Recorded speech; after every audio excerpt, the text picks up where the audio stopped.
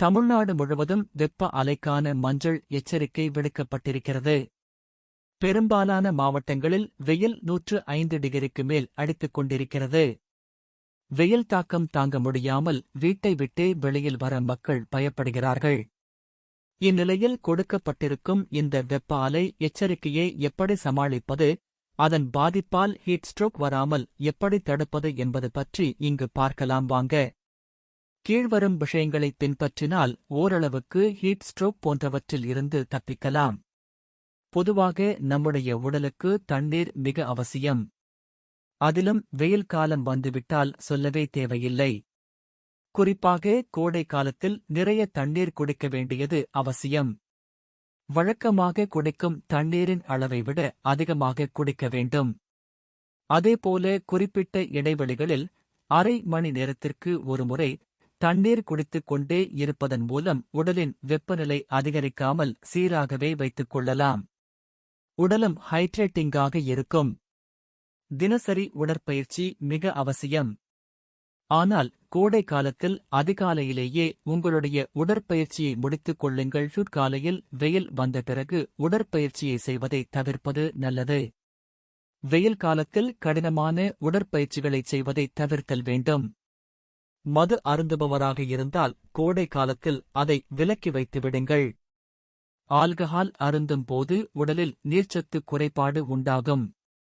Alcohol அருந்துவதால் உடலில் நீர்ச்சத்து குறைவதோடு உடலின் வெப்பநிலையும் அதிகரிக்கும். வெயில் காலத்தில் அணியும் ஆடைகள் மிக முக்கியம். சிலர் வியர்வையை நன்கு உறிஞ்ச வேண்டும் என்பதற்காக திக்கான ஆடைகளை அணிவார்கள். அது மிகவும் தவறு. திக்கான ஆடைகளை அணியும் போது உடலின் வெப்பநிலை அதிகமாகும். வெயில் காலத்தில் மெல்லிய ஆடைகளாக அணிய வேண்டும். அதுவும் குறிப்பாக பருத்தி ஆடைகளை அணிவது நல்லது. வெயில் காலத்தில் முடிந்தவரையில் குறைவான அளவில் உணவுகளை எடுத்துக் கொள்ளுங்கள். திட உணவுகளை எவ்வளவு குறைவாக எடுத்துக்கொண்டு திரவ உணவுகளை அதிகமாக எடுக்கிறீர்களோ அவ்வளவு நல்லது. ஹெவி மீல்ஸ் எடுக்கும்போது அதிகமாக தண்ணீர் தாகம் எடுக்கும்.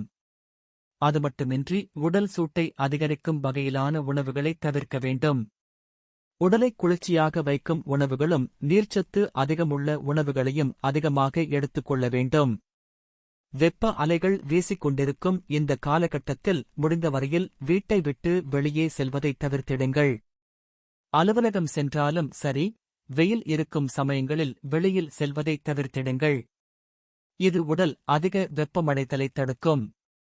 வெயில் காலத்தில் கொஞ்சம் தண்ணீர் பற்றாக்குறை அங்காங்கே இருக்கத்தான் செய்யும். ஆனால் முடிந்தவரையில் உடல் வெப்பத்தை குறைத்தே ஆக வேண்டும். வெயில் காலத்தில் அவ்வப்போது நல்ல அறை வெப்பநிலையில் இருக்கும் நீரில் குளியுங்கள். குறைந்தது ஒரு நாளைக்கு 2 முறையாவது குளிப்பது நல்லது. ஹீட் ஸ்ட்ரோக் என்று சொல்கிறோம். அது எப்படி இருக்கும், அதன் அறிகுறிகள் என்னென்ன என்று தெரிந்து வைத்துக் கொள்ள வேண்டியது அவசியம்.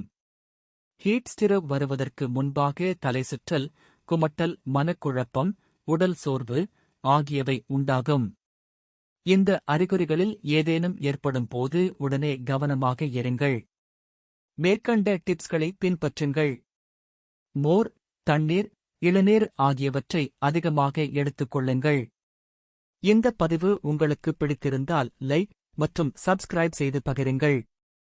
மேலும் இதுபோன்ற தகவல்களுக்கு தொடர்ந்து இணைந்திருங்கள்.